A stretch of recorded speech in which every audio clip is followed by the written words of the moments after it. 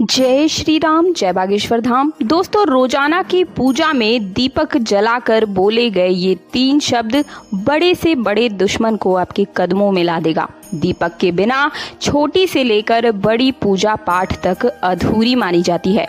दीपक एकमात्र ऐसा जरिया है जिससे आप अपने इष्ट तक अपनी बात पहुंचाने का रास्ता निकाल सकते हैं।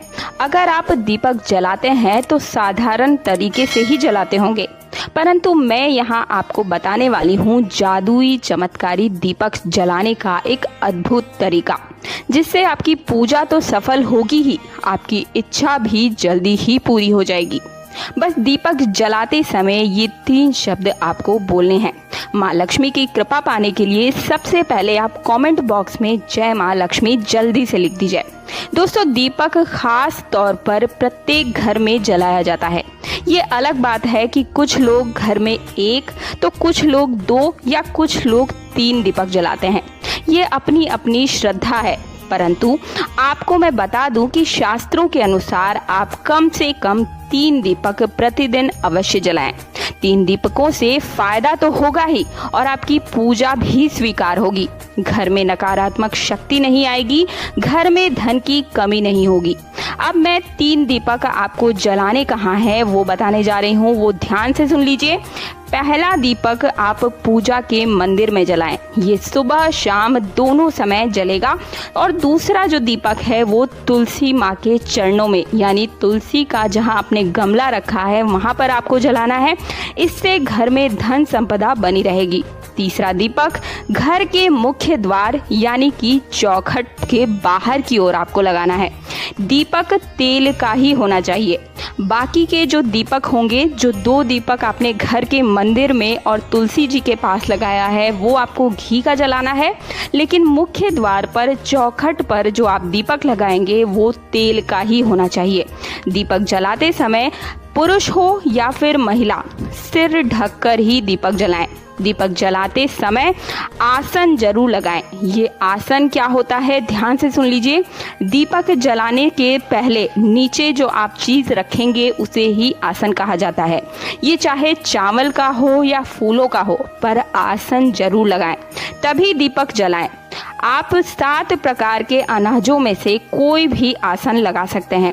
कुछ भी आप लगाएंगे, अगर कुछ ना मिले तो पत्तों का आसन जरूर लगाएं, लेकिन आसन दीपक के नीचे लगाना अनिवार्य है, तभी भगवान पूजा स्वीकार करते हैं। एक चीज का आप सभी ज्यादा ध्यान रखें, गौर से सुने दोस्तों। माँ भगवती, माँ दुर्गा या अन्य माता रानियों की अगर आप पूजा करते हैं तो तिल के तेल का दीपक जलाएं और इसमें रुई की बाती का प्रयोग नहीं करें, बल्कि मौली या लाल रंग के धागे की लंबी बाती बनाकर उसका प्रयोग करें।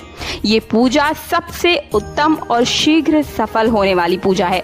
इसलिए आप ज़्यादातर इस चीज़ का ध्यान रखें कि जब भी आप किसी माता रानी की पूजा करें तो वहाँ रुई की बाती की जगह आप लाल धागे की लंबी बाती बना लें या फिर मौली की बाती बनाकर ही दीपक जलाएं। अगर आप साधारण पूजा करते हैं तो दीपक में गाय के घी का ही प्रयोग आपको करना चाहिए। जब अधिक शत्रु आपको ज़्यादा परेशान करें, कर्ज ज़्यादा है और आपकी अपनी जान को भी खतरा हुआ हो, तो ऐसे में आप इन सब से मुक्ति चाहते हैं। आप चाहते हैं कि आपको शत्रु विरोधी परेशान ना करें, तब आपको चारों दिशाओं से रक्षा चाहिए। और सफलता हेतु सरसों या फिर चमेली का तेल आप मंगलवार के दिन हनुमान मंदिर में जलाएं।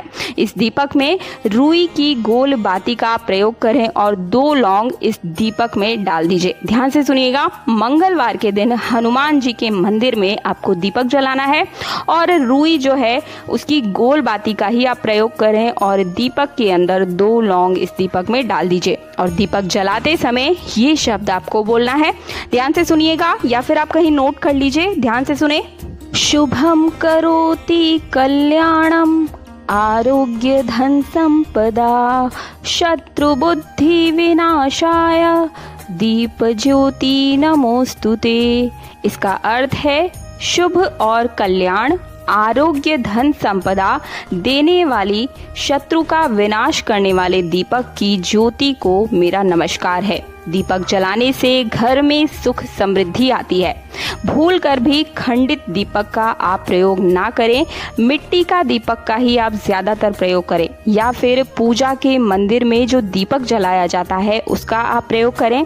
एक चीज का ध्यान रखें, दीपक जितना पुराना होता है वो उतना ही ज्यादा अभिमंत्रित हो जाता है, यानी कि पूजनीय हो जाता है। पुराने दीपक का खास महत्व होता है, उसका प्रयोग कर आप सभी कार्य सफल कर सकते हैं। इसलिए मिट्टी के दीपक का खास रूप से प्रयोग करें।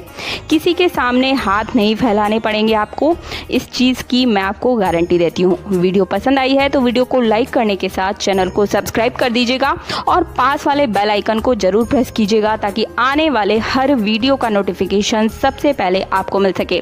वीडियो को ज्यादा से ज्यादा अपने व्हाट्सएप ग्रुप और फेसबुक ग्रुप पर शेयर कीजिए ताकि सनातन धर्म की ये छोटी सी जानकारी बड़े रूप में सभी तक जा सके और सभी इसका लाभ उठा सके।